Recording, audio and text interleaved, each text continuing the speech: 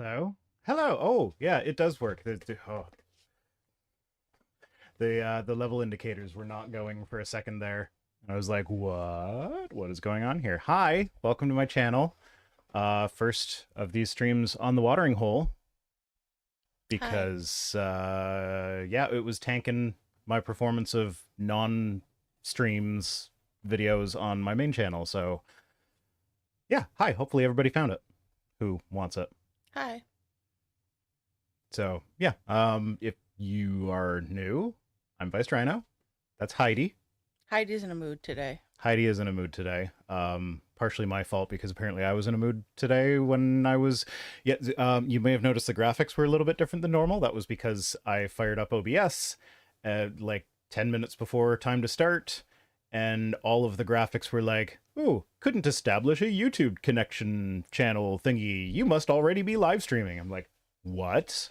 Mm, And I couldn't figure out what was wrong, so I just went back to the old graphics, and that's why we were like 1 minute late, and I might have been a bit short while that was happening. it's okay. And then the dog won't leave her alone. Dog won't leave me alone. You gotta talk louder though. Sorry, the dog won't leave me alone. And Been yeah, making some really bad choices lately yeah, too. she ate a bunch of stuff, uh, did a bunch of things she wasn't supposed to do. Sarah, okay. Oh, there we Come go. on. There we go. I can bump our mics a bit there because I think we're a little bit quiet.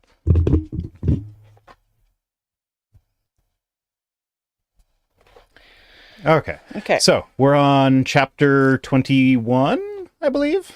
22. 22. Right. This is episode 21 because we skipped a chapter. We did. The power of a word. William. Is it fuck? That's a very good word. That's a powerful word today. I love that word. Fuck. Yeah. Very stress relieving. Yeah. William met Claire while he was earning his master's degree in graphic art and design. In the early dating days, the conversations were filled with praise and admiration for each other. Oh, I told you yesterday that you were an amazing human. Yes, you did. And I still don't believe you. Whatever. When William gave Claire a framed original poem in calligraphy with a beautiful design border, she showered him with praise for his talent, thoughtfulness, and time. "Oh, William," she gushed, "you shouldn't have spent so much time and effort to make this for me. It's the most beautiful poem I've ever read." I doubt that very much. Come on. Let's go. Are you coming up here? Make a decision. She doesn't like making decisions. Why shouldn't he take the time? Why shouldn't he? Why? So, Do you not value yourself? Do you not think you do are you, worthy of these things? do you remember the poem that I wrote for you for Christmas last year? That I was getting a hotel room? I loved it. Yeah. Was it the most beautiful poem you ever read? Yes, because I got a hotel room out of it. Yeah, so if you guys want to hear a bit of my poetry prowess, I Mm. can share it for you because I have it saved. So for context, this was last Christmas, which if you remember last Christmas, that was when most of North America got hit by a nasty blizzard. And the epicenter of that blizzard was the Buffalo Niagara region, which is where I live. We were without power for, what was it, 3 days? Something like that, yeah. Somewhere around 3 days. It got very cold. We were like hunkered down in the, like, we hung blankets over all the doorways and like hunkered down in the living room, and we all slept in the same room so we could conserve body heat. And like I was cooking on a camping stove in the kitchen. And yeah, like using the outside stove inside, like it explicitly says not to, because We opened a window. yeah, in the blizzard, in the freezing cold, when we were trying to conserve heat, we opened a window to ventilate while we were cooking. Um, yeah, so and I had gotten her like a weekend getaway or something at a hotel, and I'm like, well, how do I make this into a present? And I was going to like write up my little poem on the computer, print it out or whatever, but I couldn't do that. So this was fairly last minute. I think I wrote it on Christmas Eve. Was I planned on using a computer. Alas, the weather has been a huge pain in the ass. The wind is a blowin', the power is out. I'm hungry, the kids all say with a shout. I know you work I know you work hard the whole year, it's true, and that's why I got this present for you. A fancy hotel with a nice cozy fire, and dinner as well. But did I conspire? I'm sorry, my dear, for creeping your phone. Claire's number I needed to get all alone, but she'll be away. There will be no Claire, so we must take Puddles to doggy daycare. Because Claire's her friend that sometimes watches Puddles. Yeah. And that was my poem. It was lovely. It was not calligraphy. My handwriting is atrocious. It is. It is. But it was lovely. Yeah. Anyway, carrying on. It is the most beautiful poem I've ever read, and the calligraphy. How do you do that? With a pen. A calligraphy pen. Yeah. Fancy schmancy pen. Those are expensive. It's no big deal, really, he said. Anyone can learn how to do it if they tried. I don't believe that for a minute. You're so talented and I'm proud of you. So, as far as artistic ability goes, I do like there is a lot of skill involved that can be learned and practiced. But I feel like there also has to be a Talent? certain natural ability there, cuz like for instance, I know the basics of how to use Photoshop, and I have looked up all sorts of tutorials on how to do all these fancy things with them, and I can usually do them somewhat adequately. However, I don't really have an eye for graphics design, so like I don't know what to do with these skills. Mm-hmm. So like I'm left like copying what other people have decided looks good because that's just not something that is a part of me. No, that's how I do it as well. Like when I create flyers and stuff, I have to start with someone else's design, and at the end it doesn't necessarily look like theirs anymore, but I need a reference point to start from. These people who have these great imagination, who can like picture things in their head and then like put it down on paper, I don't know how they do that. Oh, also I forgot to mention that we are still raising money for charity. Charity! Link is in the description or is being spammed in the chat by the Stream Elements bot. Feed the world. Not on Twitch though, because I don't have enough people on Twitch right now interacting with the chat, so the bot's like, I don't want to spam the chat too much. Make it a better day. We're at $6,700 right now. Woohoo! So we've got 3,300 left to go. Woohoo! And like 3 days to do it. Woohoo! $1,000 a day, guys. Come on. Aren't you supposed to be having someone on? Yeah, tonight. Oh, it's tonight. That's tonight. Oh, okay. Thanks for reminding me. Thanks for reminding me that we were streaming today when you called me being like, is it 2 or 2:30? I'm like, oh yeah. ADHD. Boom, boom. Okay. After several months, William and Claire were married. At first, all was well, but after a year or two, Claire began to feel William wasn't progressing quickly enough in his job at the television studio, doing graphic design for commercials and the evening news programs. The compliments grew fewer and fewer, and the sarcastic jabs grew more frequently. Okay, Claire, go get a fucking job. The end. The end. And they lived happily ever after-ish. I mean, I'm presuming that she doesn't have a job. It doesn't state, but, you know. I think you need to have a talk with your boss, she nagged. Why is it nagging, or is it just sharing their thoughts? Sharing is caring. You've been working at this job for 3 years and he hasn't given you a raise yet. Maybe you should look into working somewhere else that pays better. Kathy's husband, Paul, is a graphic designer and he makes twice what you make. After a while, Claire refrained from giving any encouraging words to William, and he refrained from talking about his work at all. Meanwhile, William began to spend more time at the office with his coworker, Jane. Oh, no. A woman. Woman. You were so talented, William, Jane said. I'm so impressed with your layout on the story on the stock market yesterday. Only you could take a bunch of numbers and make them look exciting and attractive. Wait, I'm sorry. I missed the beginning. Did she just say only you could make numbers look exciting and attractive? Yeah, he did stock market designs. Oh, are we back to seducing with spreadsheets? Yes. Because that works. Yeah, it does. You're the best graphic designer we have.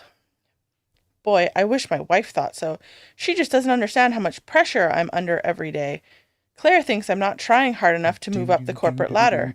Well, okay. Under pressure. I don't...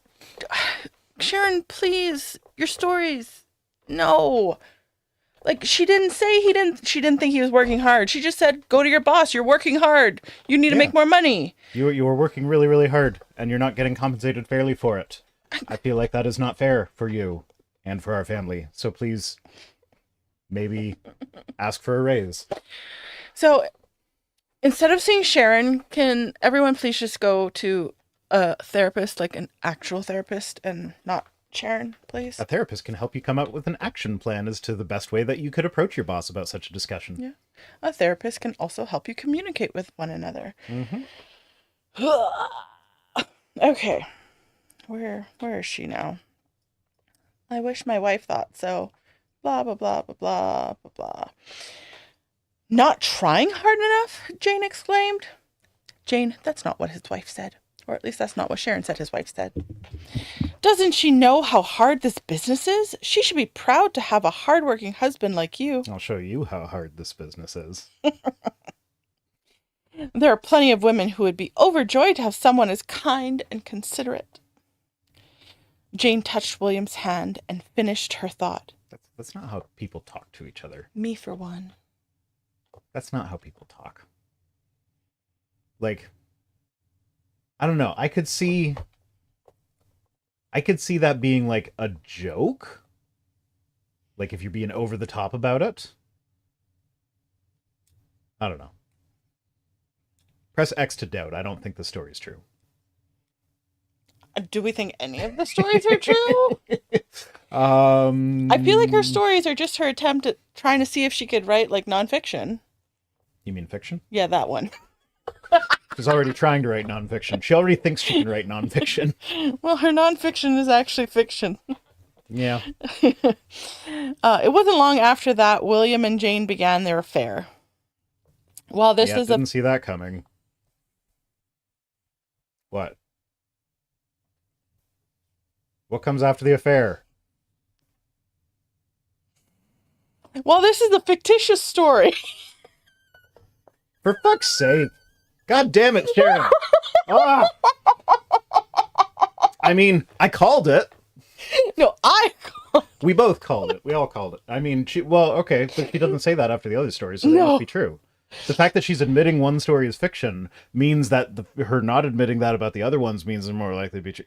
How much do you want to bet she actually thought, like, oh, if I admit one of them is fiction, people are more likely to believe the other ones? Probably. Well, this is a fictitious story. It is played out in homes and offices all around the world on a daily basis. If that's the case, you can use a true one. But the thing is, can you make the fictitious story make sense? Because his wife did not say in your fictitious story that you wrote that she thought he wasn't hardworking. She said, you deserve a raise, is what she said, implying that she thinks he's hardworking and he deserves a raise. You are talking about the woman whose response to her husband telling her you are perfect just the way you are, I love you just as is, was to write a book about how she's not perfect and needs to work to become the woman of his dreams. That is very true. So she doesn't exactly... But like how? It's on the same page though. Like how? How do you fuck up that bad?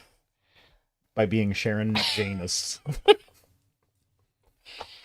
Oh, the names of and occupations may be different, but the longings are the same. The reality is, if we aren't willing to offer encouraging words to our husbands, there are plenty of women who would love to do it for us. As we have already seen. True story. As we've already seen in this section, as we have already seen in section 3, the woman of your man's dreams is one who adores, admires, and appreciates him. I mean, yeah. That's just basics. Yeah, I would hope you don't want to marry someone that doesn't appreciate you. Yeah, it's like, yeah, it's reciprocal. I hope that he adores, admires, and appreciates me too. Like, kissing cousins to admiration is giving the gift of encouragement. Does she know what kissing cousins means? I'm like, why is that a phrase that she understands? I don't know. That's because like that's a way to make fun of rednecks for the incest thing. Being like, oh, well, those are cousins that they're far enough related, like they're far enough away in the family tree that they can be kissing cousins. Yeah, I was like, very confused. I don't fucking know what she says anymore. I'm never going to become the one of your dreams because I don't understand Sharon. I mean, I don't want the woman that Sharon described, so does that help? No, you do. Because Sharon told you earlier that you didn't know what you want. This is what you want. Yeah. Right. My. Sure.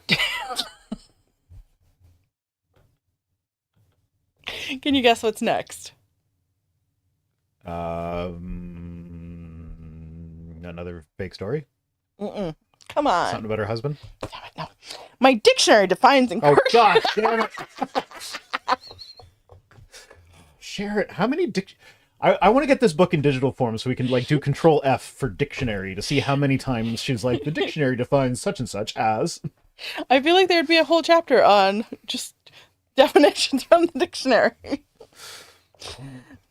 Oh, my dictionary defines. I love how she says my dictionary. I feel like, do you have a different dictionary from other people? Yeah, she uses the Webster's 1828 one because that was before they defined God out of existence. Or like back when they appealed to the Christian God for a lot of their definitions. My dictionary defines encouragement as to give courage or confidence to raise the hopes of, to help on by sympathetic advice or interest, Let's to see what my promote dictionary or defines stimulate. I'll stimulate. Ooh.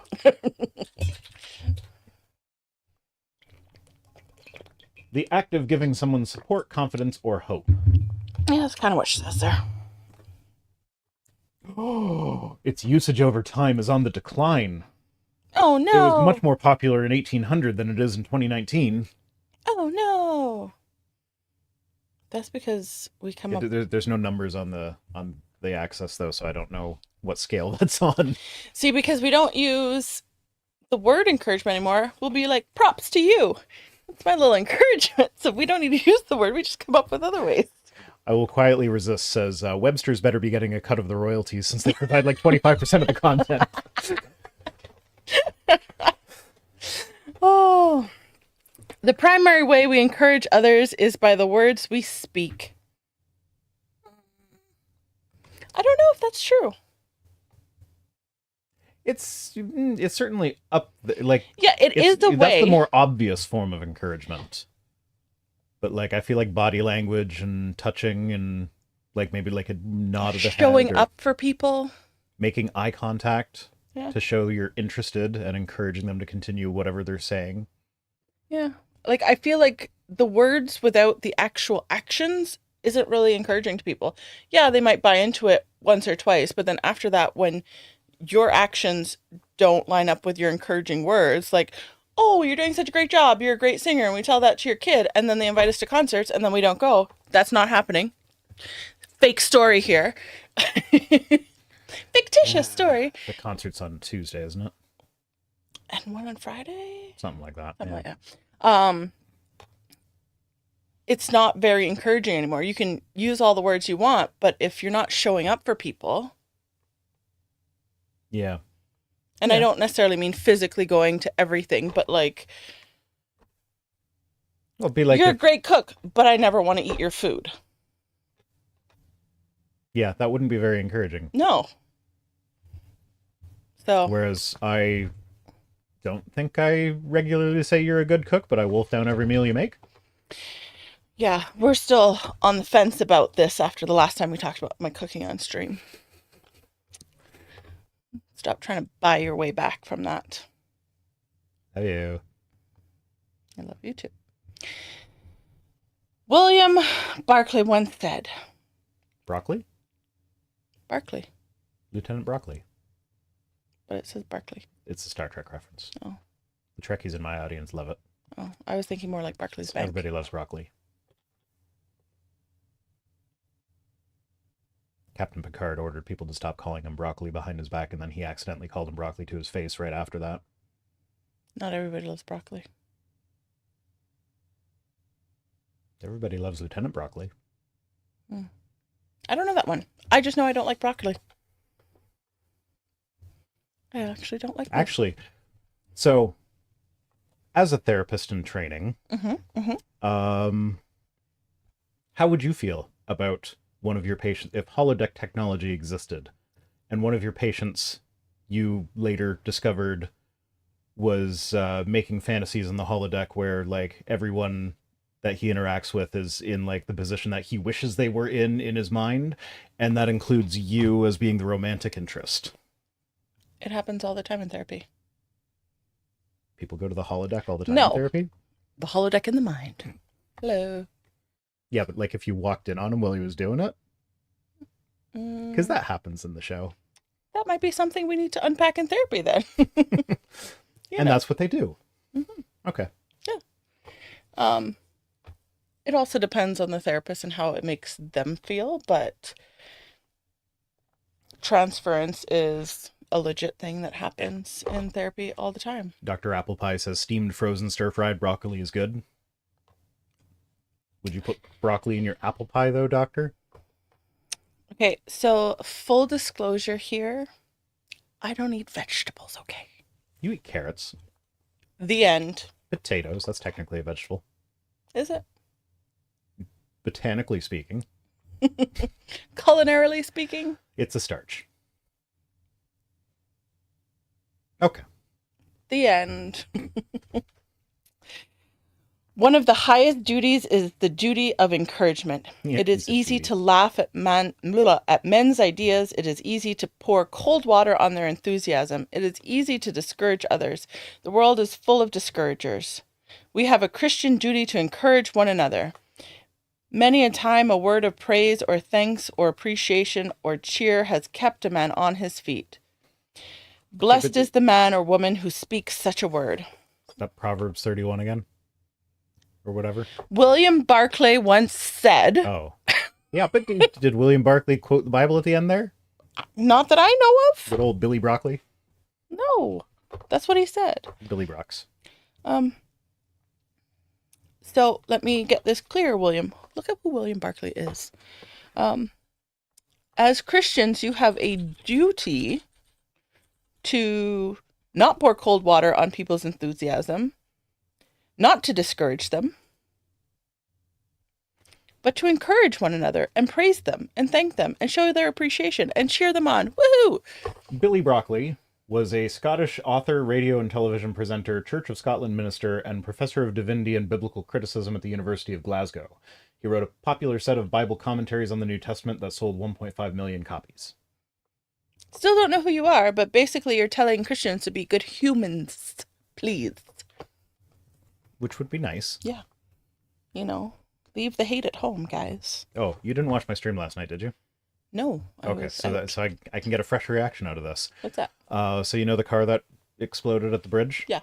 Okay, so that event has its own Wikipedia page already. Oh. And did you see the video of it? Like the car like hit the thing and then it went flying like 10 feet into the air. No. Yeah, well, it went flying like 10 feet into the air. Guess what kind of car it was?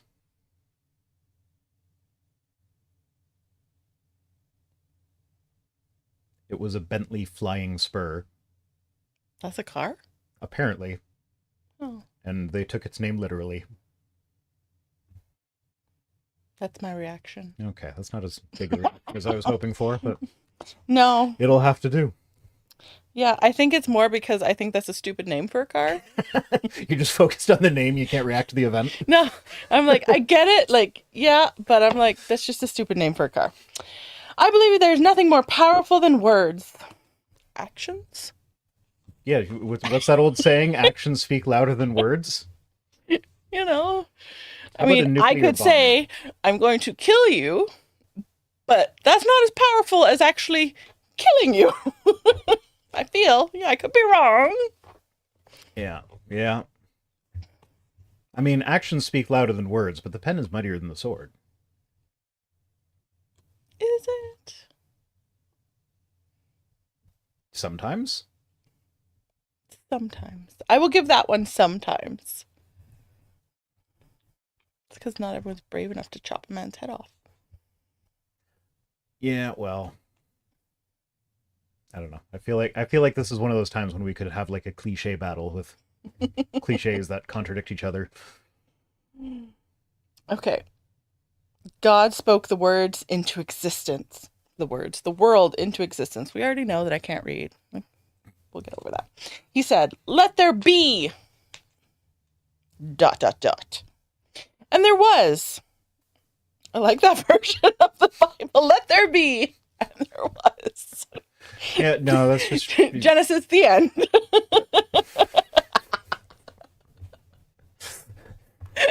just referencing the fact that he says that over and over and over again, like 6 times. I know, but I love this version. Let there be. And there was. The end. That's a great. That's only Genesis chapter 1. Yeah. Genesis chapter 2, he starts all over again, except this time he doesn't use words, he does everything physically with his hands. Magician. No, the first one's magician. The second one, he plants a garden. So, like, you got 2 contradicting stories, one of which he uses the words, the other of which he uses the actions. So which one is more important here? She's trying to say that words are more important than actions. But, like, there's 2 creation narratives. Yeah, no, my brain's going each. somewhere else now about this. Huh. Okay. I'll have to reconcile that in my brain later. It's because the 2 stories come from 2 different cultures, one of which had more of an ethereal view of God, where he's like this spirit that is disembodied, and the other one is a more physical, in-your-face kind of God. You were not the psychic in this relationship. I am. That's not what my brain was thinking. Okay.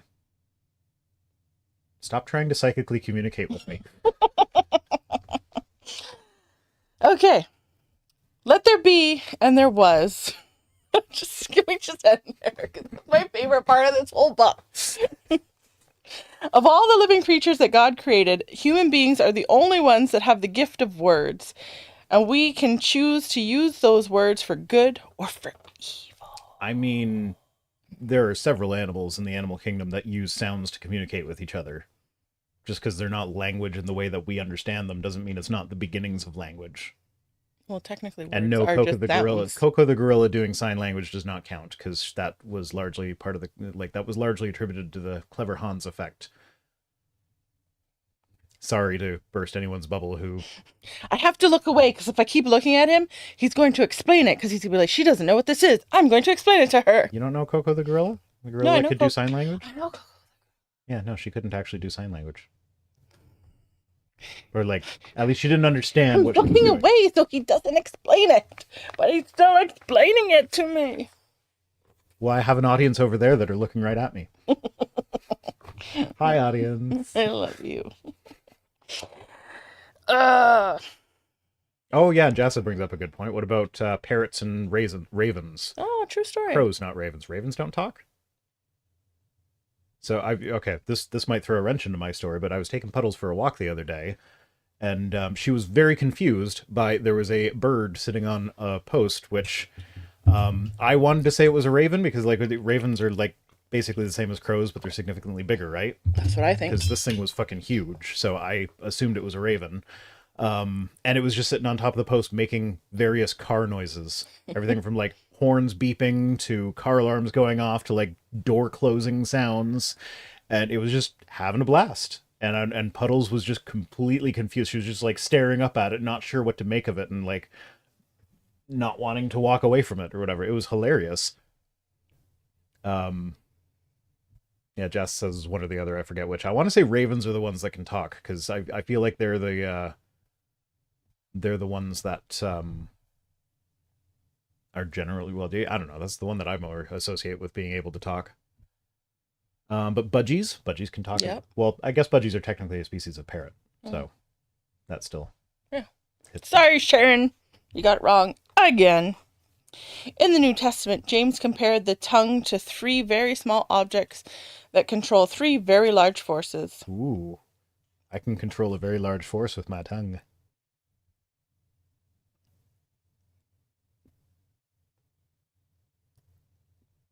Can do the alphabet. Stop grossing the audience out. My viewership drops to 1. This is now a fetish channel. I mean, have you seen me and Surah stream together? It kind of is already. Oh, my Twitch viewership really, it just dropped in half. Oh well. A bit in a horse's mouth that controls whether the animal stops, starts, or turns to the right or the left. Sorry, I'm. We're talking about using a tongue to control small things or big things Yeah. by stopping it and turning it to the right, left. What? No, she's talking about a bit, like on a horse's bridle, a bit Oh, in a horse's mouth. okay, but Can that's not their tongue, though. That's why I'm very confused as to where we're going, Sharon. So a I mean, bit. I was expecting her to go to like an ox. You put a snare in its nose, and that's how you control an ox or whatever. But like, no, with horses, you put the bit in between their front set of teeth and their back set of teeth, Yeah. and then the discomfort of pulling on their teeth is what steers them. Yeah. Sharon, where are you going? Okay, let's see where she's going. A bit in a horse's mouth that controls whether the animal stops, starts, or turns left or right. Well, it doesn't actually determine if they start or stop.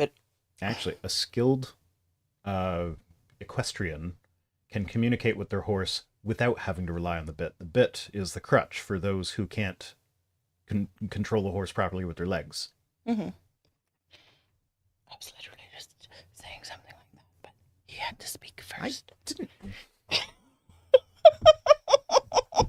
If I don't interrupt, you just keep reading the book, and then we don't give commentary. I was literally in the middle of saying that that's not what the bit does. Because the bit doesn't start or stop the horse. I mean, it stops the horse, but like it doesn't start the horse. Like, you put a bit in the mouth, the horse isn't going anywhere. It's like the key in a car. Yeah. Put the bit in the mouth, and it goes. Okay. A rudder on a ship that directs its course, and a spark that ignites a forest fire. Likewise, our words can cause someone to start or stop, direct the entire course of a life, or set a heart aflame. Okay, what does this have to do with James in the New Testament? Fuck James in the New Testament. What about James and the Giant Peach? That was a good show. I never read the book, but I liked the little movie when I was young. But like, she starts off with, in the New Testament, James compared, and then she goes on to horses and rudders of ships and forest fires. Is that what James compared them to? I don't know. Wait, does she say where in James? No. She just says, James compared the tongue to 3 very small objects that control 3 very large forces. Not many of you should become teachers, my fellow believers, because you know that we who teach will be judged more strictly. When we put bits into the mouths of horses to make them obey us, we can turn the whole animal, or take ships as an example. Although they are so large and driven by strong winds, they are steered by a very small rudder wherever the pilot wants to go. Likewise, the tongue is a small part of the body, but it makes great boasts. Consider what a great forest is set on fire by a small spark.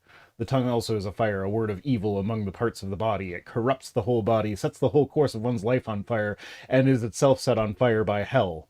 That doesn't sound like he's talking that doesn't sound like words of encouragement to me.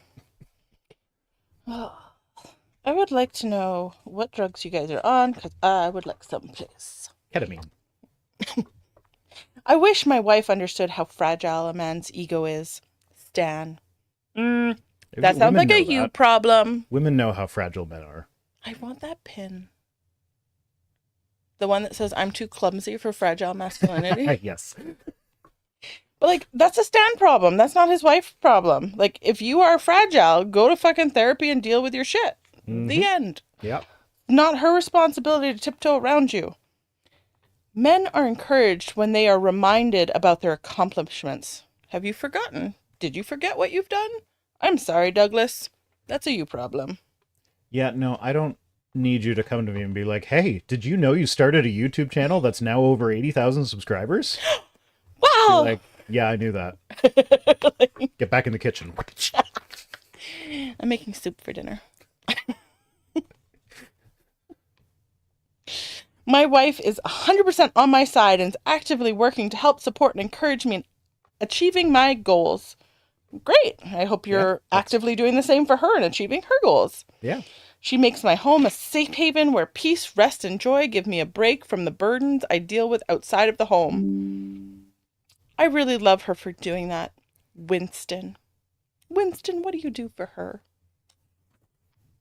I would like to know, Winston. I wish my wife better understood my feelings of success and failure. Have you shared them with her? Yeah, like, talk? Have you actually expressed your feelings to her, or did you think that she could read your mind and she would know? Hopes and aspirations, fears and concerns, motivations and deterrents, prayers and wishes, pleasures and disappointments. Oh, God damn it. Cyrus just went live and he's stealing my audience. Cyrus! Cyrus! I love for her not to long for something other than what it is. What? Love for her to long for something. I long for her not to long for something other than what. Okay, you read that. It starts there. I don't know what that's saying right now. I long for her not to long for something other than what is. I want her to not want shit. Too bad.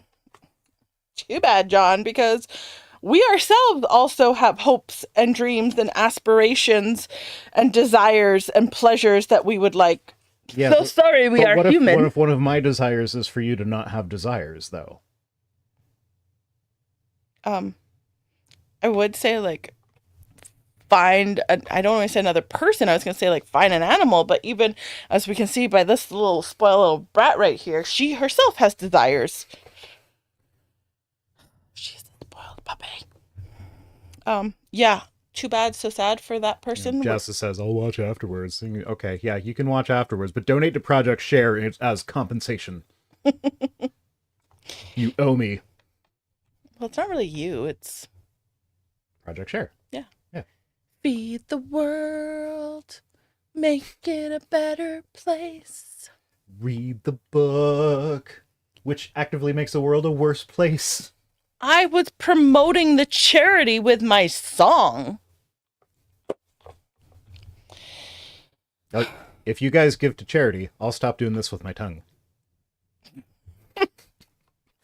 Just please stop doing that with your tongue. We're almost back up to where the viewers were on Twitch before I did that the first time. There is much in print today about low self-esteem in women. Yes. However, I see that same problem in men. Yes. And you can find books on that as well.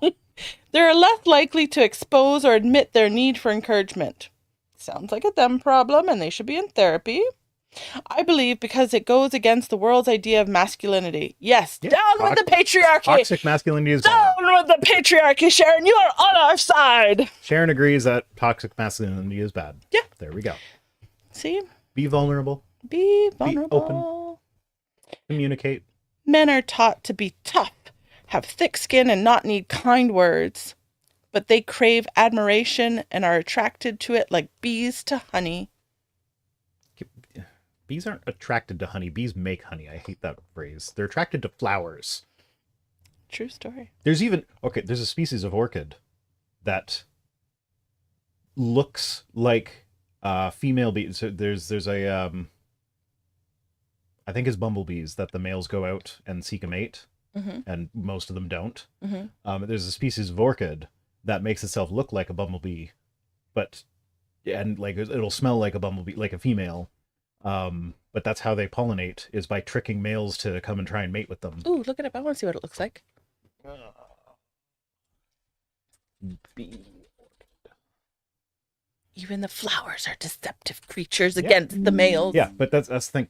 Flowers actually, they have patterns on them that are only visible to animals that can see, like ultraviolet or infrared. I forget which.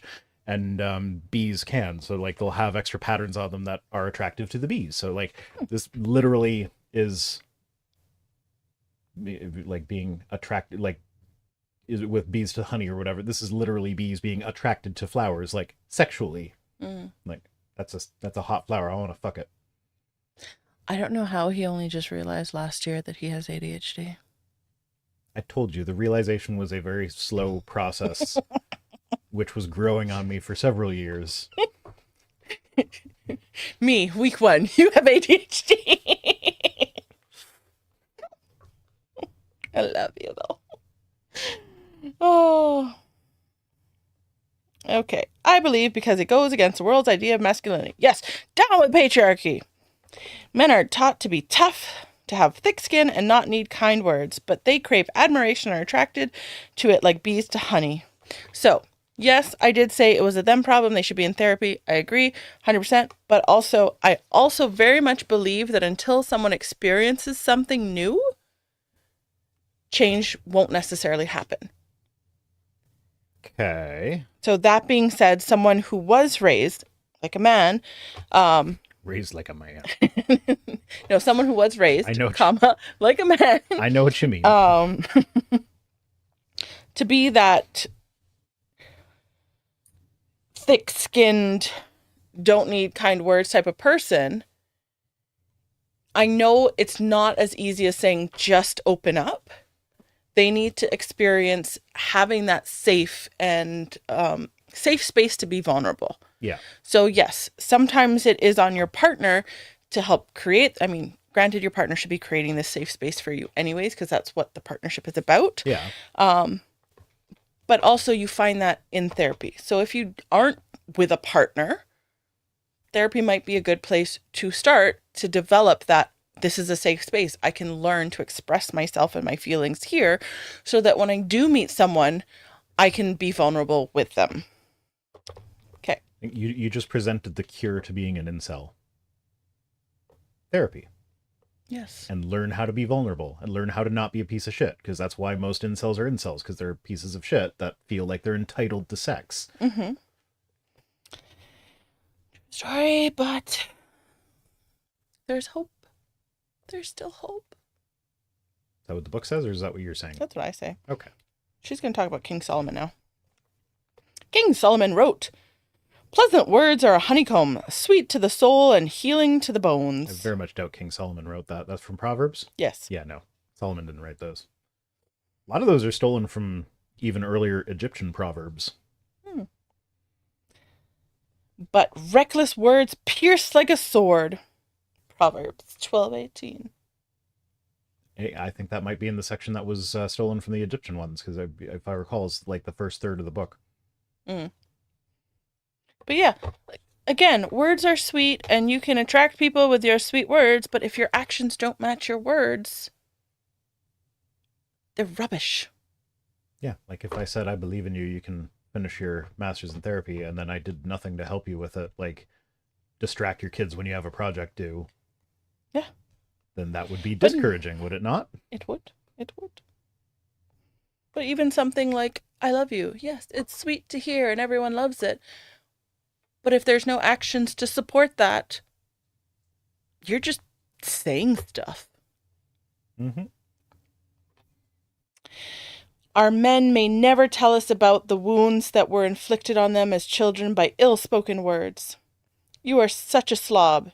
You never amount to anything. Why can't you make good grades the way I did when I was in school? Look how scrawny you are. These are weird things that she's pulling up. I mean, I'm sure they have been heard. Yeah, but like, until she got to the scrawny one, none of them were really specific to men. And even No. scrawny could go either way, but Yeah. like it would be more likely to be applied to men. But like, why couldn't you get good grades in school? You think girls don't hear that? Yep. Don't let those guys pick on you like you're some kind of coward. Fight back. You're a loser and you will always be a loser. When I was your age, I was already working a part-time job, going to school, and playing on the football team. Cool. Sounds like privilege right there for me, but whatever. Yeah, well, back in my day, we walked to school both hill. Yeah. We were both uphill both ways in the I forget how. Yeah. But it's like, and I could be wrong, because there are lots of people who do really well for themselves, and they do. They get jobs, they're still in school, they play their sports and all that. But I'm also specifically thinking of Sharon and the demographic that she is probably privy to. When people say I'm working a part-time job, were you working in your father's shop? Yeah, could be. You know? So my thought with that is that, like, I'm thinking about how I talk to my kids, and there have been a number of times when I've been like, well, when I was your age, but usually it's to point out something that they have a lot better than me so that they can appreciate something that they do have. Yes. But isn't that why people say it in the first place anyways? When I was your age, I had to walk up the hill in the snow with whatever. You get to drive in a heated car. Okay, Yes, but I never I mean, when I've you never do said it, it like that's the grumpy yeah. like No, I'm when you do it, begrudging you your you are doing it conveniences. out of humor. Yeah, like when I'm doing it, I'm just like I want my kids to understand that they have a good life. Yeah. I'm not trying to be like, oh well, it makes me angry that you have a better life than I did. It's like Yes. no, as a parent, that's my goal. I want you to have a better life than I did. Sometimes, though, I also think that is the downfall of parenting, is that we want them to have a better life than we did, and we want to give them the things that we didn't give, but then they also don't learn the value of working for things themselves because a That's lot of parents are. that's a very Tom take from Dear Old Dads. If you don't listen to Dear Old Dads, great parenting podcast. That's a very Tom thing to say. Yeah. No, but it's true. And I had to reconcile that with myself at some point because it's like I want to give my kids things I didn't have, but then when I've actually like reflected on me growing up, I was in a place of privilege for most of my life in the sense that I never went for wanting things. The things that I wanted most were not tangible, Yeah. which was encouragement and loving Are you touches. saying the actions didn't quite match the words? Um, and I'm not saying I had bad parents by any means, but they did the best they could with the knowledge they had. So now when I try and give to my children, yes, I do give them things, but a lot of what I try to give them are the emotional and mental supports that I didn't get. But I think a lot of people don't take that time to stop and reflect on what it is that you actually want to give your children. Is it that you want to give them the toys because when you were their age, you didn't have the toys? Or was it that when you were little, you didn't get the toys and you felt you didn't feel worthy of getting toys? What is it that you actually want to give to your children? Enough of a head start in life that they can successfully move out at 18. And actually, no, that I'm saying that jokingly because like they're welcome to live here as long as they need to. We've the already housing market fucking reconciled sucks. at least 2 of them are living here Yeah, at any given time for the rest of their lives. probably. But no, I say that jokingly. But like as like there's a serious point behind there is that as parents, one of the things that a lot of parents end up missing is their identity gets completely wrapped up in being a parent. Yeah. Like that is who I am. I am a parent. Yeah. And then when their kids move out, they end up with empty nest syndrome where they now don't know what to do with themselves because like I've been nothing but a parent for the last 18, 20 years. Yep. So that's why it's also important for parents to make sure like, yeah, I want to make sure my kids have a good life, but at the same time, I still have to make sure that I'm doing things that interest me outside of that because I won't always have that. Yep. Or at least if I'm successful as a parent, I won't always have that. But not even just that. You having your own goals and desires and passions in life is something that your kids see. If we don't have those things, then our kids also, it's harder for them to develop goals and passions and like be go-getters and go after things if all we do are the everydays. Yeah. We don't teach our kids how to live life. We just teach them how to exist in this world. Yeah. Okay. That was our parenting portion of this book that has nothing to do with this book. Well, the woman of my dreams is a good parent. Oh, I guess I'm not the woman of your dreams. Well, I think you're a good parent. I'm a fucking amazing parent. So what do you... What, You said good. That? I am an amazing parent. Okay. Ken shared such a painful childhood memory with me. He remembers trying out for the junior high school football team. He didn't like the sport or any sport for that matter, but he did so to please his dad. Oh, where have we heard that before? I heard that on Dear Old Dads from Eli Bosnick. I heard that from my 4-year-old child. That's a whole other can of worms. Let's not go there. Yeah. I will end up saying something that I'm not supposed to. If we think that our kids are not smart enough at 4 years old to realize these things, our kids are. My 4-year-old is already struggling with reconciling what their dad wants for them and what they want for themselves. Mm-hmm. Yep. During tryouts, Ken's dad stood on the sidelines and watched as a young man threw a pass to his son. Ken didn't get his arms up in time and the ball bonked him on the head. His dad simply looked at him in disgust and turned to walk away. Later that evening, his father said, "You're good for nothing." 25 years later, Ken still feels as though he's good for nothing. Well, that sounds like a bad dad. Yeah. And again, something that Ken should go to therapy for, but like, I don't know, she keeps pulling these extreme examples of like that, like borderline abuse, if not outright abuse. 'Cause, I don't know if this is an extreme example because I feel like kids experience this more often than we think. Parents telling them they're good for nothing? Maybe not those specific words, but words enough that that's what they feel like. Because remember with kids, it's not necessarily what you say, it's how they interpret it and how they feel. And that's actually for most people. And his dad might not have ever said those words. It's 25 years later, but that's how he remembers it because that's how he internalized it. Okay. Fair point. And that's also not how the Eli Bosnick story went. And yeah. I mean, my dad told me when I was 12 years old that I was no longer his daughter. Did he? Yeah, he did. Using those words? Yes. Ouch. Yeah. But I mean, there's other people I know that, so I feel like this isn't really that extreme. It's part of a lot of people's like. Maybe that should be extreme.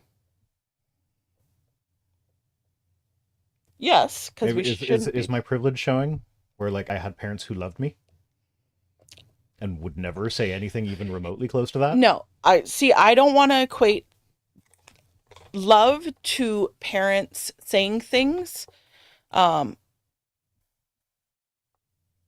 of anger or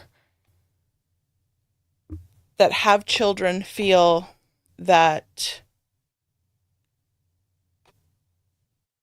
or have children interpret it and internalize it in a way that does make them feel bad. That doesn't make you a bad parent, and that doesn't mean you don't love your kid.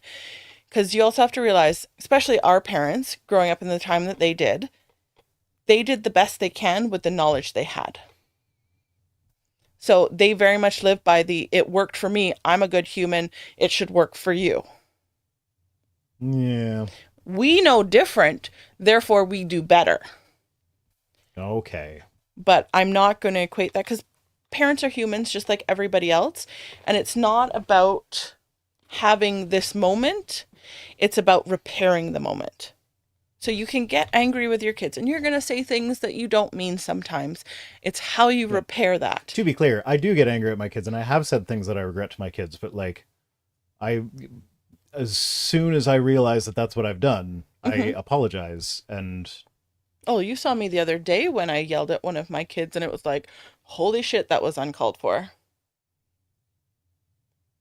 So, different perspective on that one. The way that day was going when you did, and like, yeah, she immediately, like, soon as she was done, it was like, I'm sorry, I didn't mean, like, turn around, apologize, make everything better. But my reaction to seeing you do that was like, wow, took a lot to get her to that point. Because like I'm sitting there like, he needs to just get out of her fucking way. What the fuck is that kid doing? Like, I'm obviously this is thinking it, not saying it, but like, I'm just like, what is going on? He's just being so like, Argh! And then you do that and like, yeah, that was warranted, but still. Like, I'm gonna flip the book over for a second. See, I don't necessarily feel it was. Because... No, I'm not saying it was. I'm saying that it seemed like it was to me. Because like that's not the appropriate way to talk to kids ever. No, but I also realize one of my triggers that I am very well aware of, I do not like people standing in my way. I do not like people standing in doorways. I do not like people blocking my way. And that will get under my skin like nobody's business. And that's what he was doing that day. Mm-hmm. However, we have 5 kids. So there's always someone in the way. It's not just that. There's a buildup. So when I lash out like that on one of the kids, it's not, and please, I do not lash out on the kids. it's not about that kid. It is the buildup between all Yeah. 5 of them. So me reacting that way to that child was not warranted because they were not the ones. They weren't the entire buildup. Yes, they weren't the entire buildup. It's not like for half an hour I was like, please do this, please do this, please do that. And I just weren't doing it. And then I just exploded. It was a combination of everybody. And that was just the straw that broke the camel's back. Yes, and again, to reiterate and to be clear, I'm not saying that yelling at a kid is actually warranted in those situations. I was just like, as the outsider perspective, when like I saw that coming, and when it did come, it was like, yep, that tracks. Yeah, but of course she like immediately apologized. And I mean, we do still have to give people grace. Parents are humans, just like everybody else.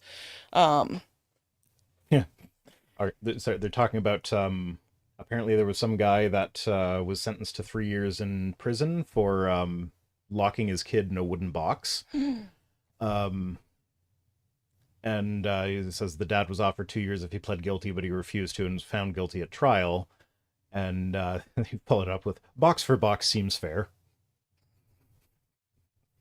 Like 3 years, that's it? Yeah, well, I mean, I don't know all the details of that, so like maybe it's like there have been, although there have been times when I have wished that you could like back before there were 5 kids in the house and nobody was sharing rooms, we would do that, like, okay, go to your room for a bit. And if the kid did not want to go to the room, there were times when we were like standing at the door holding it shut while the kid was throwing a fit, and like just wait for them to calm down or whatever. I'm not sure that was the best way to deal with it at the time, but yeah, it's said and done now. And there were times when I was doing that I was like, oh, I kind of wish that this door just locked and I could lock the door and walk away. So like I can sympathize with the idea of locking your kid in a box. But locking your kid in a room, and I am not saying this is right or wrong or whatever, I'm just saying locking your kid in a room is very different when they've got toys and books and toys. Yes, books, but stuffies toys, and books and a bed and a bed, and like, you're not saying you can't play with your stuffies or you can't read books. It's you just need to have time away from everybody. Yeah. So, like I said, I'm not here to judge parents on how they parent, except for the box person. I will judge that person. I'm guilty, deserving of being locked in a box for a bit. But parents are human. We are going to make mistakes. We are going to yell at our kids when it is unwarranted. It's not about those moments. It's about how you repair those moments. Okay. Back to the book, I guess. Okay, encouragement involves affirming an individual. To affirm means to make firm, to declare positively, to assert, to confirm, to ratify, to validate. Did she get that from the dictionary, do you think? She didn't say. We can do all that with our words. Let's go back to the beginning of time once again. Adam was very impressed with the new creation called woman. So, actually, not to actually this, but if you look at the extra biblical versions of that story from like the Midrash and other ancient Jewish texts, originally God made Eve the same way that he made Adam, except that wasn't Eve. That was the first woman, not Lilith, the one that came before Lilith. Well, there's one before Lilith? Holy shit. One before Lilith, yeah. And Adam watched the process, and he was grossed out by having seen her insides and stuff as God was making her. And so men have been weak from the beginning. God cast that one out, and then made a new woman in a slightly different way, but that also wasn't from the rib, and that was Lilith, and Lilith wasn't submissive enough. And so Eve was finally made out of the rib, and it's like, well, now she has to be submissive because she's literally made of a part of man. That is, like, she is part of him. So that was that whole thing. So yeah, Adam was not impressed with God's first iteration on woman. I feel like he still missed that submissive mark, though. And this also brings us back to box comment. Because box is a slang term for vagina. I know. I'm like, why are we boxing? Like, what? Well, no, he wasn't impressed with her box when he could see the insides. But box to box? Isn't Lilith one of the reasons given for people turning lesbian sometimes? I don't know. I don't know. Maybe not. Maybe I'm wrong there. But I'm like, what happened to Lilith in the first one? Maybe they did go box to box. Yeah. What did happen to them? They went box to box. And actually some of the ancient Jewish traditions hold that Lilith was actually the serpent. I could see that. The serpent didn't become Satan until well after I could see that. the New Testament started being written. Because she's all like, Eve, don't listen to these people. Yeah. Come on. They're stupid. Okay. They're trying to hold back, Eve! Damn it, where was I? Oh, let's go back to the beginning. Adam was very impressed with this new creation called woman, so much so that he forgot his role as leader and gave in to his wife's enticement to disobey God. But if they have no concept of right and wrong or good and evil until they eat the fruit, how do they even know that disobeying would be wrong? They wouldn't. They don't. Also, that's like reading a lot into the story that's not there. Like assuming that the reason Adam ate the fruit as well is like, it's not because he was curious about what would happen if he ate the fruit. It's not that he wanted to have the knowledge of good and evil. It's that woman suck dick good. Me do what woman says, so get more dick suck. I mean, it seems to match up. Yeah, no, I'm not saying that's outside the realm of possibility. I'm just saying that that's an interpretation that is not made obvious by the text. Yeah. He's just there the whole time the serpent's having the conversation with it. Like, if you read the story, he's there. Because she doesn't have to like go find him to give him the fruit. She just like turns to him and is like, "Hey, you want some?"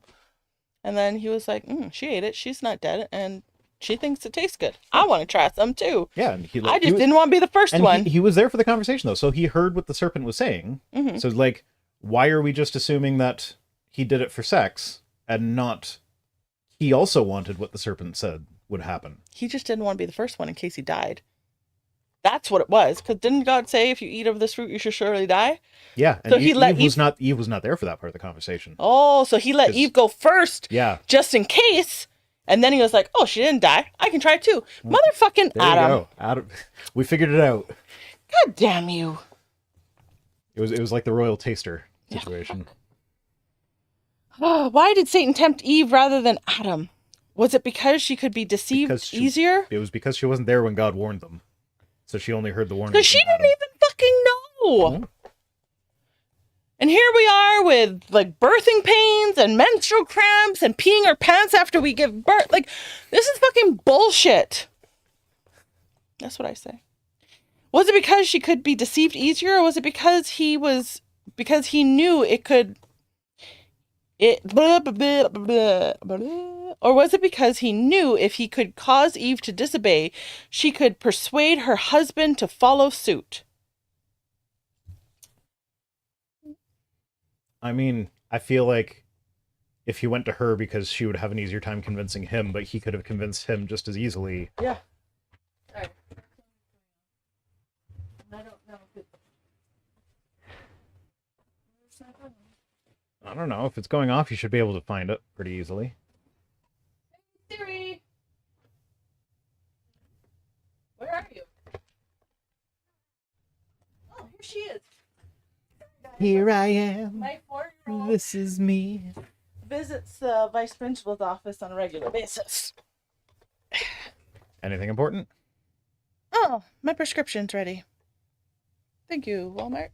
Yeah, the automated system said it would be ready by Friday. No, well. Now I don't have to go into withdrawals. Where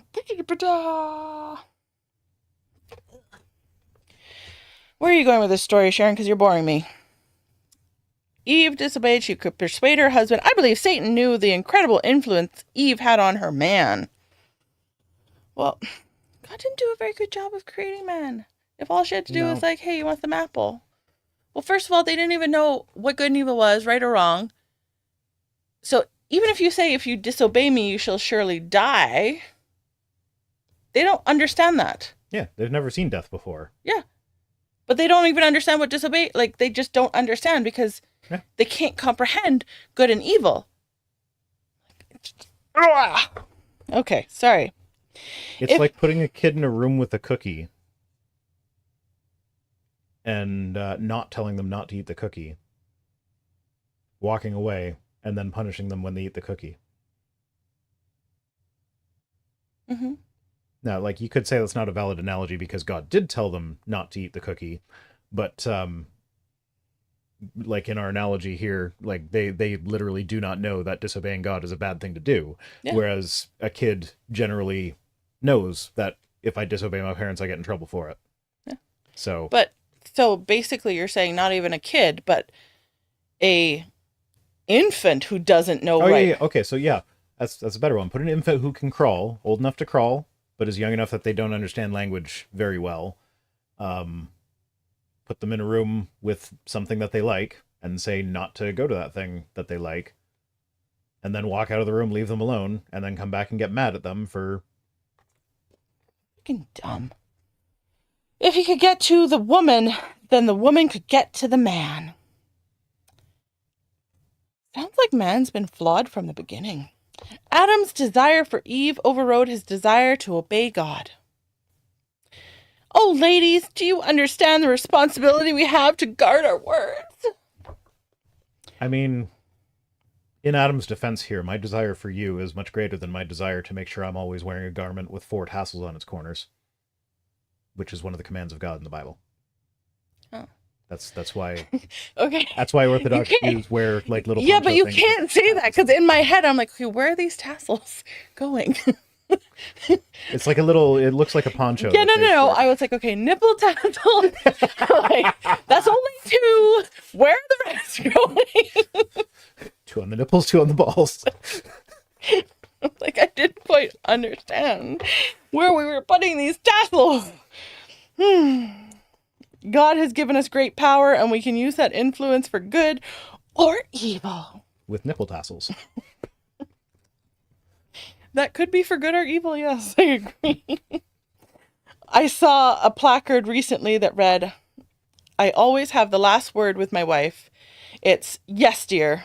We chuckle, but it's not really funny, is it? Why not? Because it's sexist? Yes, dear. Perhaps those are very words Adam said to Eve. Well, it sounds like an Adam problem, not an Eve problem. So sorry. See, okay, the whole yes, dear thing. We're going to go back to this. So I'm looking at it in a... Well, I was like, what was that? Zergjerk cheered 100 Zergjerk? bits. Says, somehow I trust the writer of this book less than the dude behind the Walmart who said, yo, want to buy a 1967 Corvette in mint condition for $270? Just step in the van and I'll take you. Oh. But like, if we look at it in the context of the yes, dear, and also the context of what they are portraying as the ideal family unit and environment of the wife staying home, the husband's working. So when the husband comes home, yes, dear. Yes, because she is managing the home. So when she asks you to do something, it's because she knows that it needs to be done. When she asks you to pick up the kids, it's because that is the role she has been playing, is organizing everything. So the answer is yes, dear. Yeah, but Sharon's take on that is that the man is supposed to be the leader, so it should be the woman saying yes, dear to the husband, not the other Half way the around. time in these situations, men at work, when the women are at home taking care of the kids, they don't know what's going on. They can't tell the woman what to do. Well, okay. All that aside, Yeah. gender role stuff aside, whatever. As my partner, I trust your judgment. So if there's That's true. something that you are asking me to do, Although there's sometimes that you don't trust my judgment and it frustrates me. it's not that I don't trust your judgment in those scenarios, because I know what you're talking about. It's that this is, you told me that this is a thing. The ADHD desire to, like, you can't do it without knowing why. So, like, yes, you've told me to do something, and I trust your judgment. I trust that there is a reason. I would just like to also know that reason. Yeah, but sometimes I'm on top of a ladder and I just need you to do something. I'm not saying that that's not the case, and I'm not saying that your frustration is invalid. I am just saying that, like, this is a known quantity that we're dealing with. I know, because I also need the why. But when I'm demanding it, I need you to not need the why. I will work on starting to do the thing while I ask why. Oh, see, there we go. Compromise. We chuckle. But it's not really funny, is it? I think it is. Perhaps those are the very words Adam said to Eve. I think the way we did it was funny. How'd we do it? Like where I said it's kind of sexist and you just kind of gave me Oh. the look. And there was the long pregnant pause before I ended with yes dear. I thought that was hilarious. I've already forgotten that. My brain doesn't hold things, okay? The woman of my dreams understands that I am not as strong, quotes, strong emotionally as she thinks. If you communicate your emotions to her, then she will know that. But hold on. The woman of my dreams understands that I am not as strong emotionally as she thinks. Oh, so that's an inherently contradictory statement. Yeah. Because if she understands that, then she doesn't think you're stronger than you are. Yeah. Oh, John. Maybe he wants there to be a cycle where she constantly thinks of him as weaker and weaker and weaker and weaker and weaker. I don't know what he wants. I need her as much as she needs me. See, these men need to work on their communication skills, is what they need to work on. Maybe even more. Although, now that we know that Sharon likes to write fictitious stories, I'm sure she wrote half of these things that don't make sense. Yeah, probably. I need her as much as she needs me. I don't know, this whole thing about needing people. Codependence? Yeah, like... You should be a full person on your own, Yeah. outside of the relationship. And then... I appreciate the value you bring to my life, but should you not be in my life, I will still function. I will not crumble. I mean, it might, but I will not crumble. Just don't leave me today. Wait until you're done school first. Or tomorrow. But no, like, I was a fully functioning human being before we met. Should something happen... If we had never met, you would still be fine. Yeah. I mean, I might be in jail for murder, but, you know. I wish my wife understood the pressure that is on me at work and at home every day to perform. Why do you have to perform? Just be yourself. He's saying you can't get it up. To do, to plan, to protect, to be the bad guy with the kids, to discipline. Maybe he's a male stripper. Maybe. Because if he can't get it up at work because he's under too much pressure. Under pressure. I long for time with just her and me, no kids around. Zerjerk says she respects the value of Vice Rano. She means your MasterCard, not you, just to be clear.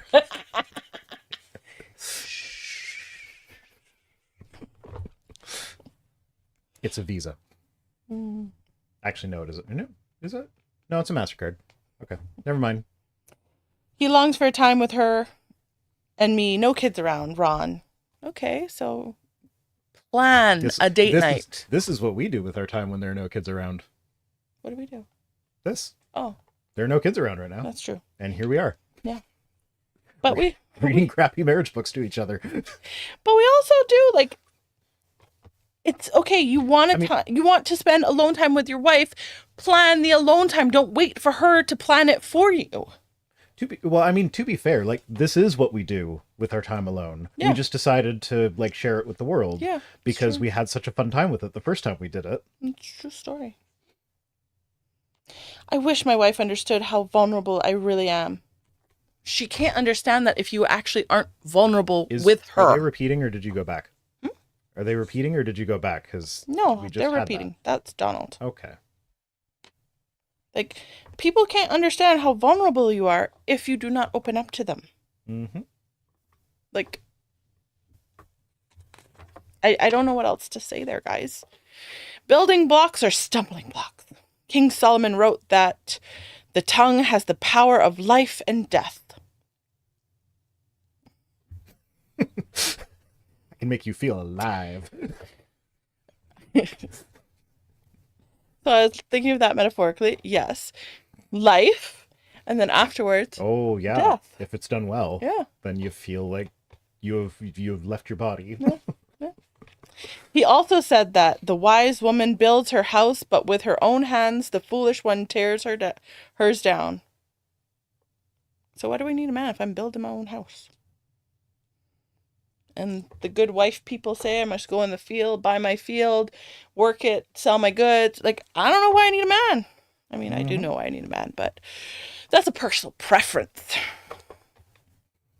I don't think we need to use our hands to tear down our homes.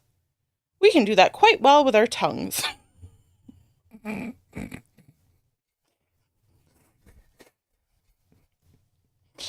I mean, okay, aside... I'm just going to go lick the walls. Dirty jokes aside, she literally just explained the metaphor. Like, that's, like, yes, that's what that thing that you just read from the Bible means. Thank you, Sharon. Did you think we were too stupid to figure that out on our own? Yes, she did. And yet she's still saying it in metaphorical language because, like you just said, the idea of tearing a house down with your tongue is quite ridiculous. The question we wives need to ask ourselves is, do our words bring life or death? Do they build up or tear down? Take a look at those two lists of words and see which more appropriately fits your words on any given day. Ooh, let's see. Rainbow. Is it another list? It's two side by side. Ooh. Side by side lists. Words that build up and words that tear down. Okay, I need a pen or a pencil. Because I'm supposed to, she's like, how many fit my everyday? I don't know if that works. There's literally a pencil right there, by the way. Is there?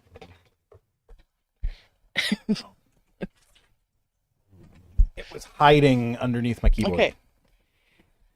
I've been thinking about you all day. Well, I don't say the all day part, but I do. I say I've been thinking about you. Just forget it.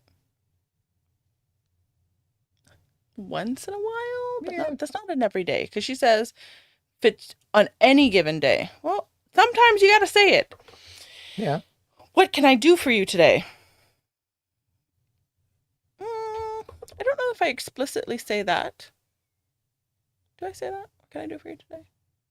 Not really. But I just do things for you. Yeah. So isn't that the same thing? Like, you'll just show up with lunch knowing that I have not eaten. I didn't eat lunch today.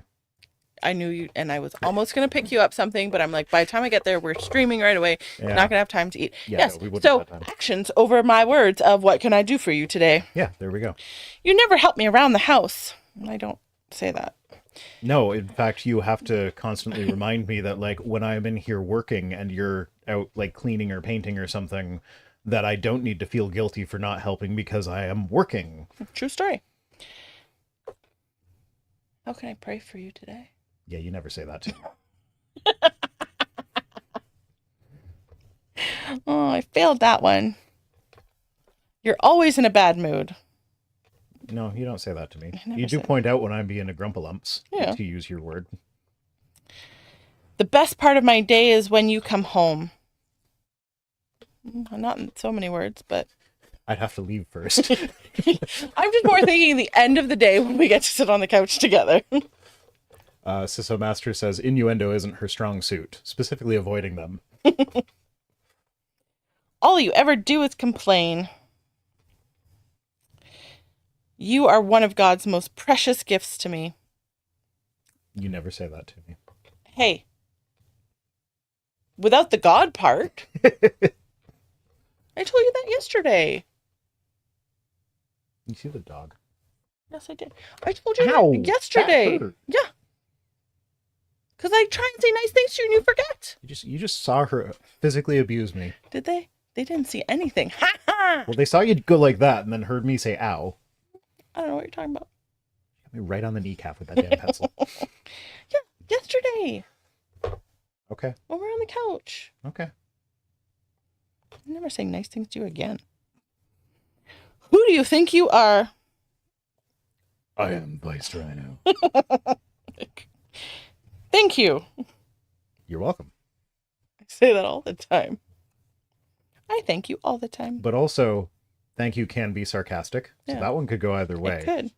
But I always say thank you for being such a good human. Because, like, if I do the dishes and then walk out in the living room where the kids are watching TV and be like, thanks for doing the dishes, guys. Yeah. Like, I've said thank you. That is not in a building up way. Nope. But yeah, I thank you all the time for being a good human. We never have enough money. I never say that. You should probably say that to me, though. Stop spending the money! Can I have my card back? No, because I have to take Rory shopping.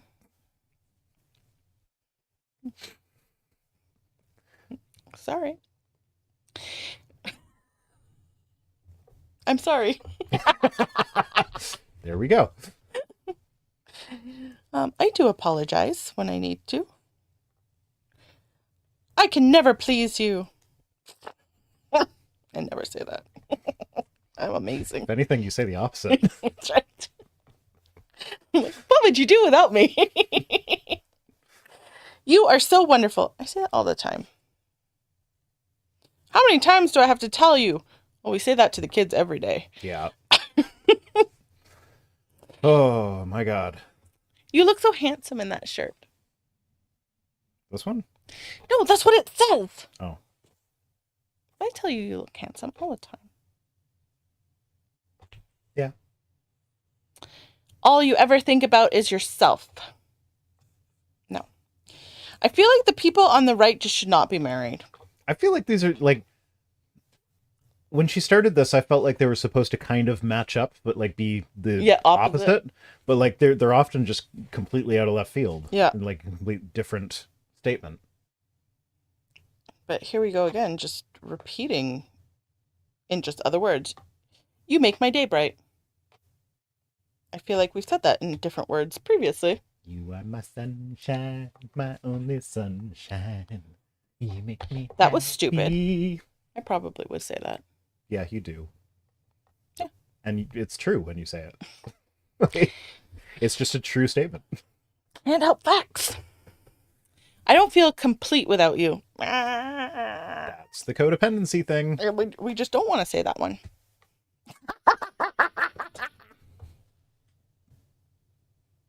What? Is this a positive or a negative? This is supposed to be a negative. What is it? You don't own me. But I don't. Don't tell me that you do. You don't own me. And don't tell me what to do. And don't tell me what to say. Yes, this is a regular occurrence in our house. Yeah, that is. Not just the singing, but the singing of that song. Yeah, that song comes up a lot. I don't know why, because I don't. Either. But it's great. You're my best friend. I don't think I ever tell you that, but I think you know that. I thought Claire was your best friend. She's my best non-sexual friend. Okay. I don't want to go box to box with her.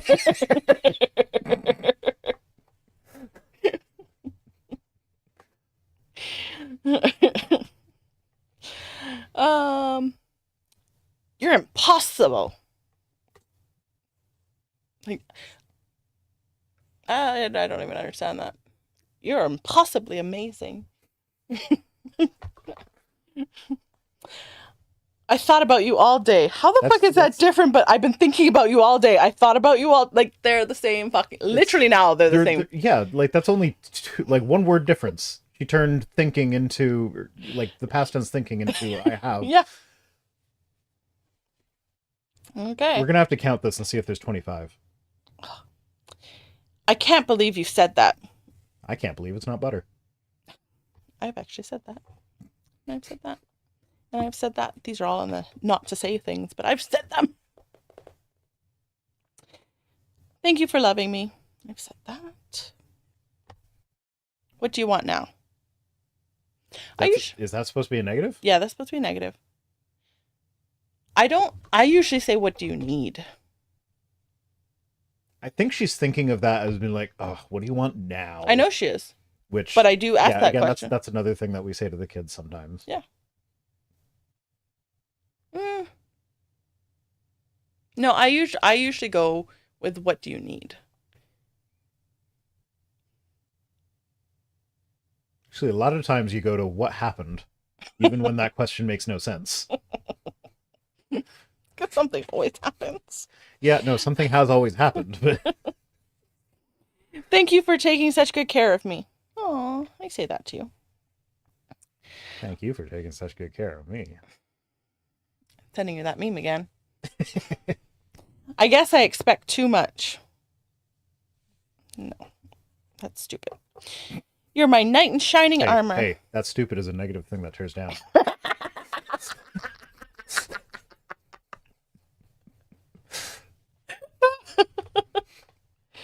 Oh, you're my knight in shining armor. Well, not in those words, but yeah. You can't do anything right. Actually, what I say is, please stop trying to make me into a capable human being. Oh, yeah, that's actually usually the context when the don't tell me what to say thing comes up, is when I have something like, hey, shouldn't you be, like, doing your homework tonight? I will always love you. Yes. Yeah, we sing Whitney Houston to each other all the time. You know where the door is. No. So my first thought with that, like, I know that was supposed to be, like, kicking you out or whatever, but my first thought was, like, you leave the door open, you're, like, one of those, like, oh, were you born at a barn? Or, like, we're not paying to heat the outdoors, or something like that. And so then I went immediately from that, where just, like, concerns about the energy bills of the house, to you leave all the fucking lights on. I like to see. Your house is dark. How many lights are on right now that aren't in this room? None. Is the landing light on upstairs? I don't know. I haven't gone upstairs. Oh, so if it's on, it's my fault. Yeah. Okay, yeah, my phone says all the smart ones are off. I You win this round, lady. Nah. But I love how you complain about me leaving all the lights on, but yet you leave the fan on in the bedroom all day long. I'm the one that turns it off. I've been turning it off recently. Like the one time I forget? No, like when I get up before you. No, you don't. Did the last 2 days. You saying I can never do anything right? Is that what you're saying to me right now? Because Sharon says not to say that. No, I said you can't do that thing right. That's stupid. You're so tough. That's a good thing, apparently. I don't want to be told that I'm tough. Yeah, no. You're such a big baby. Who the fuck talks to people like this? Like, other than my 5-year-old and my 4-year-old. I mean, I've heard you say that to the dog. Because she's a brat. I trust your decision. We just talked about that. We say that all the time. Well, we say that with actions. No, we don't explicitly be like, I trust your decision. No, we do. Like, yesterday, you're like, I need to talk to you about a microwave. I'm like, I don't fucking care. Just make a decision. I trust your decision. Just do it. Yeah, okay, but I wanted to spend $1,000 on a microwave when you can get one for like $200. Yeah. So I want, like... But then you wanted to have that conversation. You had the conversation with me, and then I'm like, no, go for that one. Because I was right in trusting your decision that the $1,000 one is the one that we want. But I also am of the mindset that big decisions like that should be discussed, even if you're not... Even if you completely trust me implicitly, I want you to know why I'm spending the extra money. Mm-hmm. Even if it's not a matter of I'm looking for your input to say yes or no or whatever, because I know that you don't care. I still want you to understand why I've decided to spend more on something when we could put that money into a different part of the budget. Mm-hmm. Mm-hmm. Mm-hmm. And I trust the thorough research that you do when you look up these things that I have no desire in doing. 0. Yeah, she got mad at me the other day because I was watching a Technology Connections video on microwaves, because I wanted to know what kind of microwave he had, because he is just like me in that he would research everything thoroughly. And I don't even mind that you were watching it. It started off with a microwave from like 1992. Yeah. Yeah. But that's how he goes. Yeah. Everything's connected. It's technology connections. Okay, you just needed to skip ahead to the part about what does he have now, not what he had in Yeah. 1992. So actually, I figured it out though. So the thing that I remembered seeing, which was like a picture of his microwave that he actually has, because he never said the model number, he just said the make. He has like 4 videos on nothing but the popcorn button of a microwave. And so it was like on a side video on an alternate channel. Then that was one that I had seen ages ago, and so I did eventually track it down, and then decided against that microwave. Yeah, but this is why I love you, because I know I will never ever have to research any product ever again. All I have to say is, babes, I really want this, and then you're gonna look it up and you'll be like, no, it's a crap product. And then I'll be like, oh, but I really want it. And then you're going to be like, no, this one's better because of blah, blah, blah, blah, blah. I'm like, okay, can you get that for me? And then I'm happy because I never have to research ever again. You never listen to me. I have said that. But it's not so much that you never listen to me, it's that you have ADHD and you forget what I said. Yeah. Yeah, no, there are times when you get to the end of the sentence, and when you're at the end of the sentence, I'm like, oh shit, what was the beginning of that sentence? But it also doesn't help that our conversations are just a bunch of divergent conversations. Yeah, if we go back through our relationship and write down every time one of us said a pin in that, and then like keep track of how many times the pin actually got taken out, I wonder how many pins are still in things that we just never circled back around to. I feel like a lot. I feel like we're pretty good at, like, if we explicitly say put a pin in that, I Yeah. feel like we're generally pretty good at filling it out, but Yeah. also ADHD, I might be forgetting Yeah. the ones that we forgot. I can always count on you. Bragwin says that's ADHD. That's a part of ADHD. Yeah.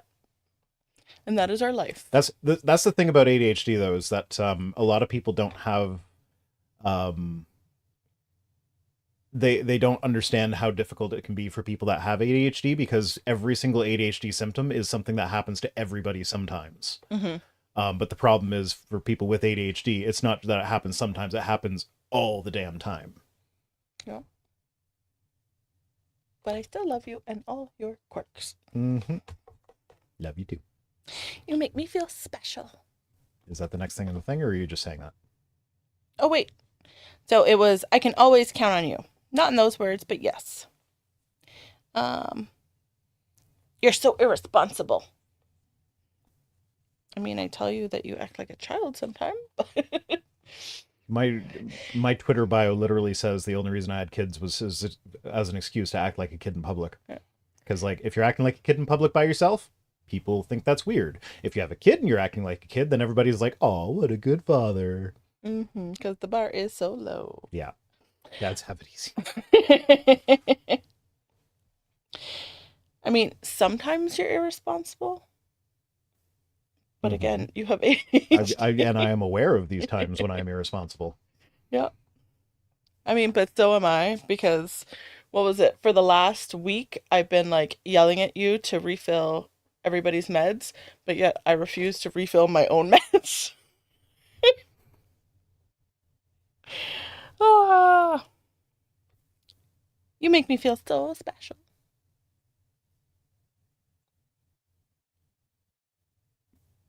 I send you that meme again. Now you know how I feel. I said that to you when we were in Colorado. When you couldn't get to bed because you could feel everything. Oh, yeah. And I'm like, that is how I feel every night going to bed. And it takes me at least, what, 5-ish seconds to minute? No, not once I get settled, it takes me seconds to fall asleep. But like to actually get into that position, because if my legs aren't what is in my head equally spread apart, like a certain distance, if the sheet is not landing on the shoulder at the same side, like level, like all of that, I feel everything. It takes me forever, and I don't like it. Like everything and has she's always asleep well before me. Yeah. I'm laying there tossing and turning for 20 minutes going like, how is she asleep? Yeah, once I get like into that position where like I can't feel all the unevenness of things, then I'm good. What would you like to do? Okay. Have sex.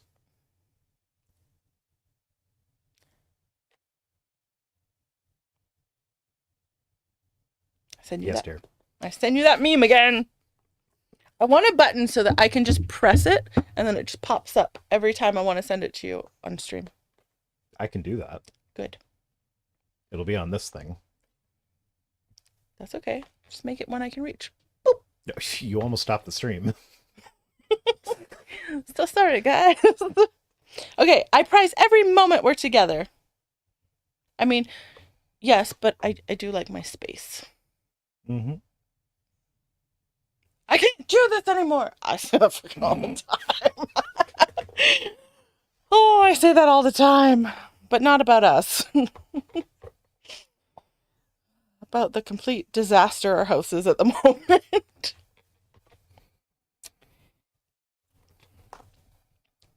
I see God's fingerprints all over your life. Okay.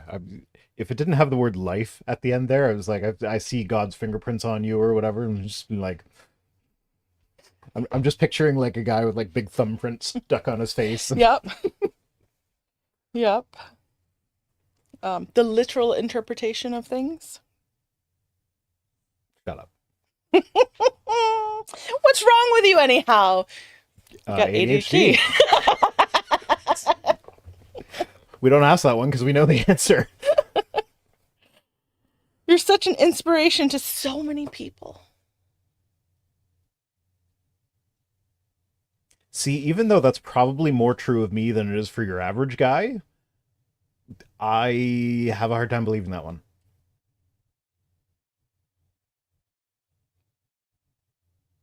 Do you want to unpack that? No. Do you always have to be right? Yes. Are you? No. Doesn't stop me from acting like it. Oh, that's at the end. The end. The end. Well, Is there another thing? No, that's it. I got most of the checks, like the Sharon's good side, but I got actually not very many on her bad side. Yeah, that's because her bad sides were comically bad. Mm. They weren't the kinds of things that normal people would say that might be negative to each other. Well, I feel like people who don't like each other, maybe. Yeah, maybe, but if you Who are don't like each fighting other, all you the probably time. shouldn't be married. Yeah, that's what I said. The people on the right just shouldn't be together. Okay, so let's see. 25. 1, 2, 3, 4, 5, 6, 7, 8, 9, 10, 11, 12, 13, 14, 15, 16, 17, 18, 19, 20, 21, 22, 23, 24, 25! Oh, 25! We have a 25! Yes! I almost thought she was going to go over by 1. And that's why that one was in there twice. Yeah. Because she had to get to 25. Oh, Sharon. Oh, bloody hell. She's so predictable. Yeah. Well, that's it, guys. That's all we got for today. Just be kind to each other. Be kind, rewind. See you next Tuesday.